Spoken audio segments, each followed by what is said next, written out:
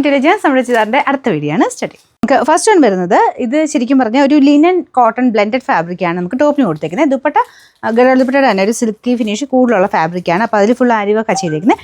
Top കാണാൻ ഭയങ്കര രസമാട്ടോ. ടോപ്പിൻ്റെ പ്രിൻറ്റും ആ വർക്കും ഒക്കെ കാണാൻ നല്ല ഭംഗിയാണ്. അപ്പോൾ ഇത് ഫ്രണ്ട് പോർഷൻ കംപ്ലീറ്റ് ആയിട്ട് അക്കോബയും കൊടുത്തിട്ടുണ്ട്.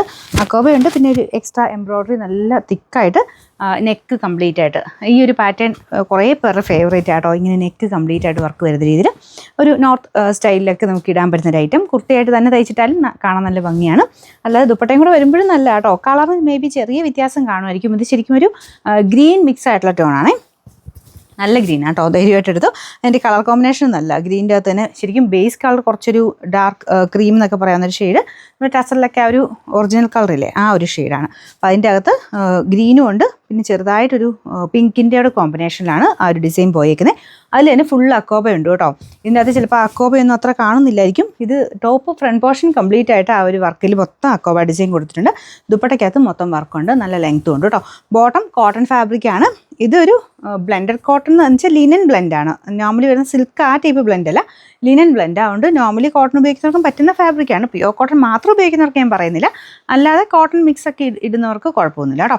ഇതിൻ്റെ നമ്പർ Y410, റേറ്റ് 1150 1150. ഇതിൻ്റെ കളേഴ്സും ഈ ഒരു പാറ്റേണും ഒക്കെ ഉണ്ട്, ഇതിനെ ഇഷ്ടപ്പെടാതിരിക്കില്ല കേട്ടോ. നല്ല ഭംഗിയുള്ള ഐറ്റമാണ്.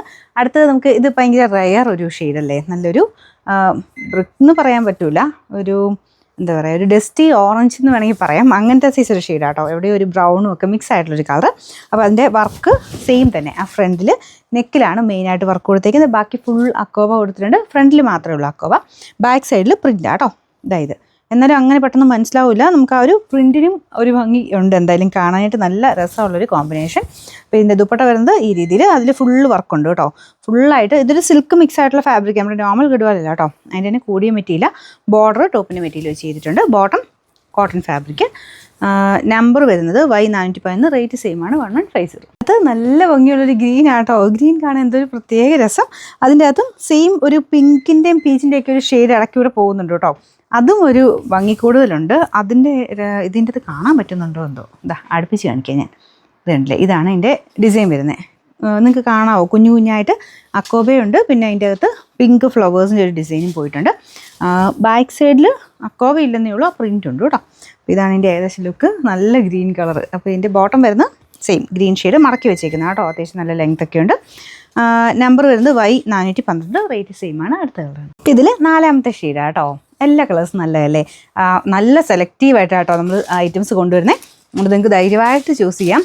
നല്ല കളേഴ്സ്, നല്ല ഡിസൈൻ നോക്കിയിട്ടാണ് നമ്മളെല്ലാം കൊണ്ടുവരുന്നത്. ഒത്തിരി വീഡിയോസ് ഞാനിപ്പോൾ ചെയ്യുന്നുണ്ട് കേട്ടോ. അപ്പോൾ നോക്കിയിട്ട് നിങ്ങൾക്ക് ഇഷ്ടപ്പെട്ടത് സെലക്ട് ചെയ്യുക. അതിൻ്റെ കളേഴ്സ് ഇഷ്ടപ്പെട്ടത് സ്ക്രീൻഷോട്ട് കറക്റ്റായിട്ട് അയച്ചു തരിക.